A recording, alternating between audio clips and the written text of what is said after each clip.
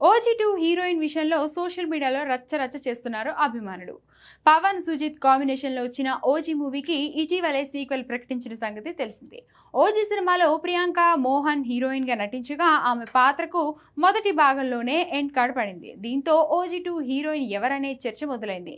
Makers నుంచి ఇంకా ఎలాంటి క్లారిటీ లేదు కానీ ఫ్యాన్స్ మాత్రం ఫలానా హీరోయిన్ అయితే బెటర్ అని సోషల్ మీడియాలో ట్రెండ్ చేస్తున్నారు. మొదట ఈ సినిమాలో కాజల్ అగ్రవాల్ని తీసుకుంటున్నారనే ప్రచారం జరిగింది. ఇక లేటెస్ట్ గా పూజా హెగ్డే బంపర్ ఆఫర్ కొట్టేసిందన్నారు. కొన్నాళ్ళుగా టాలీవుడ్ కు దూరమైన పూజాకు OG2 సాలిడ్ కంబ్యాక్ ఇస్తుందనే టాక్ మొదలైంది. కానీ కొందరు పూజ ఈ ప్రాజెక్ట్ లో వద్దని కామెంట్స్ చేస్తున్నారు.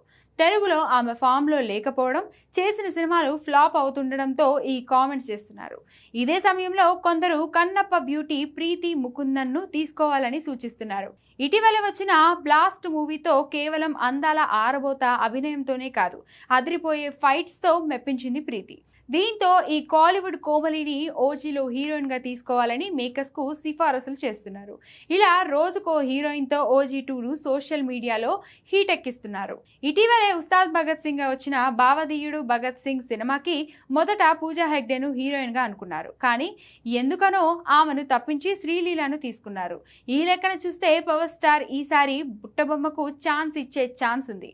మరి సుజిత్ ఎలా ప్లాన్ చేస్తున్నాడో చూడాలి.